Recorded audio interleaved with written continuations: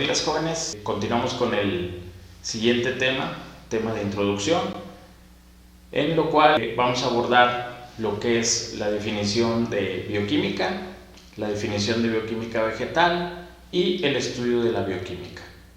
Entonces, para dar inicio con esto, nosotros tenemos aquí que la palabra bioquímica presenta el prefijo bio, que significa vida. La bioquímica es una ciencia experimental que está íntimamente ligada a lo que es la química, específicamente la química orgánica o química del carbono y la biología. Etimológicamente, la palabra bioquímica significa química de la vida. Este es un concepto muy claro y muy sencillo, pero si nosotros queremos ser específicos en decir qué es la bioquímica, nosotros podemos decir que la bioquímica es aquella ciencia que describe la estructura, organización y funciones de la materia viva. El estudio de la bioquímica se ubica a nivel celular, a nivel molecular y a nivel atómico. Ahora bien, a nosotros nos compete estudiar la bioquímica vegetal, que es una rama derivada de la bioquímica general, y la bioquímica vegetal estudia las biomoléculas, componentes de las plantas, sus diferentes procesos metabólicos y sus funciones llevadas a cabo en ellas. Nosotros sabemos que todos los seres vivos, llámese animales, plantas y microorganismos, están formados por millones de células, y esa organización de un ser vivo está dado de la siguiente manera. Un ser vivo está formado por átomos, que son bioelementos químicos presentes en la tabla periódica. Esos átomos forman moléculas que nosotros en el área de bioquímica conocemos como biomoléculas orgánicas e inorgánicas. Estos a su vez forman organelos, esos organelos forman células, las células van a formar tejidos, los tejidos nos forman órganos, los órganos dan lugar a aparatos o sistemas, y estos a su vez nos dan lugar a lo que es un ser vivo, llámese animal, planta o microorganismo, y posteriormente un ecosistema, etc. Ahora bien, ¿en qué se basa el estudio de la bioquímica? El estudio de la bioquímica se basa en estudiar el metabolismo celular y las biomoléculas orgánicas e inorgánicas. ¿Qué es el metabolismo celular? Bueno, el metabolismo es la cualidad o la capacidad de cambiar la estructura química de la materia. Es decir, todas aquellas reacciones químicas que ocurren dentro de una célula para pasar de una sustancia A, convertirla a una sustancia B. El metabolismo se divide en anabolismo, que significa crear o sintetizar. ¿Qué vamos a crear? Pues vamos a crear recursos para que la célula siga sobreviviendo. Por ejemplo, nosotros, al ingerir monosacáridos, estos en nuestro organismo se van depositando en algunos lugares de reserva energética, formando polisacáridos, como lo son en el caso de los humanos, lo es el glucógeno a nivel del hígado. En el caso de las plantas, celulosa. Y por otro lado, tenemos que el metabolismo también se divide en catabolismo, que es la transformación de moléculas grandes o complejas a moléculas más sencillas. Un ejemplo es cuando nosotros administramos proteínas a nuestro organismo. Estas proteínas se van degradando hasta su molécula más sencilla, que son los aminoácidos, que son las que pasan a torrente sanguíneo para ser absorbidas. Ahora bien, las biomoléculas son moléculas de la vida formadas por bioelementos. Esos bioelementos son elementos de la tabla periódica que más adelante vamos a ver. Se les conoce también como principios inmediatos. Esas biomoléculas se dividen en biomoléculas orgánicas y biomoléculas inorgánicas. Las biomoléculas orgánicas contienen carbono en su estructura. Las biomoléculas inorgánicas carecen o son pobres de carbono en su estructura. Estas biomoléculas orgánicas nosotros las vamos a dividir en carbohidratos, lípidos, proteínas y enzimas, ácidos nucleicos y vitaminas. En el caso de las biomoléculas inorgánicas, tenemos lo que son la molécula del agua, las sales minerales, los iones, los electrolitos y los gases como lo son el oxígeno molecular y el dióxido de carbono.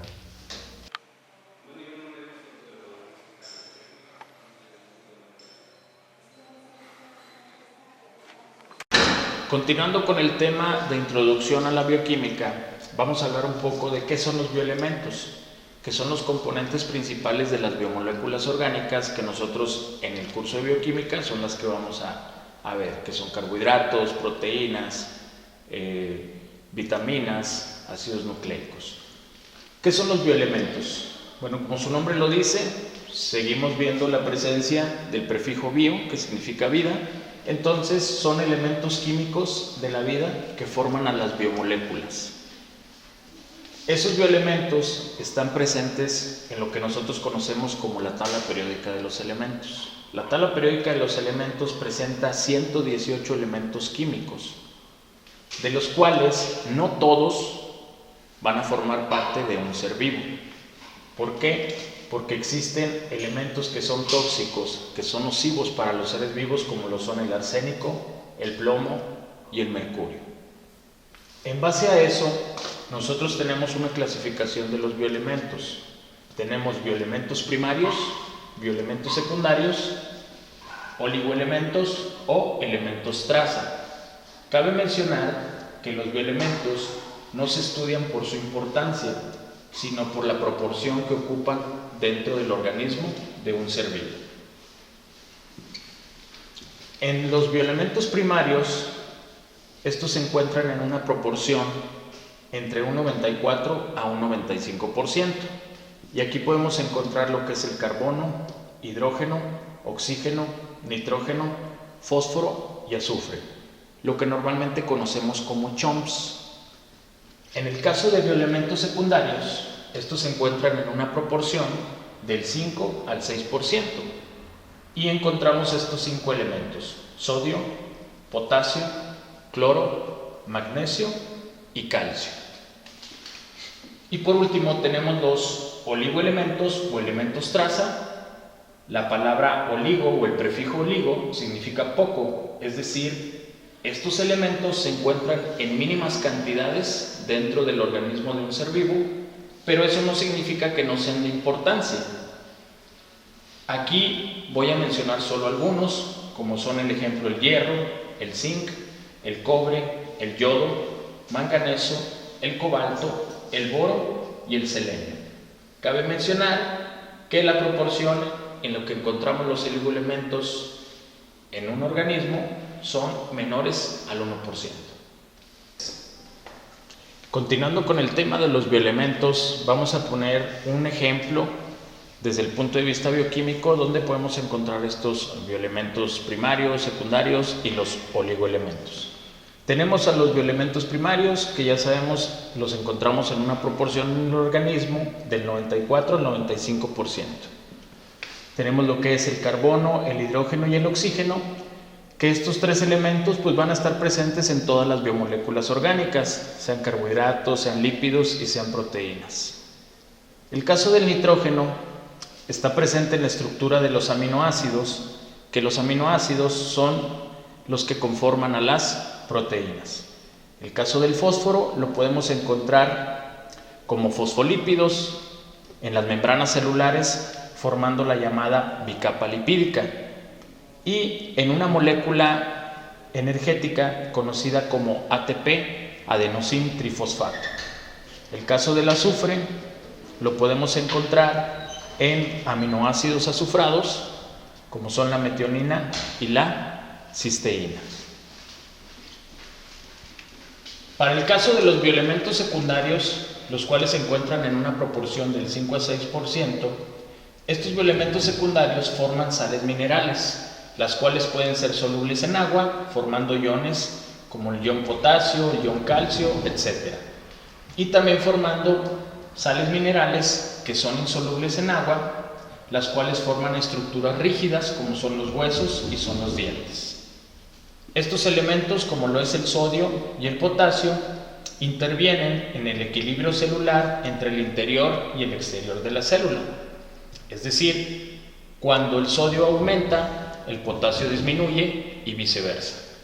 Regulan el equilibrio del agua.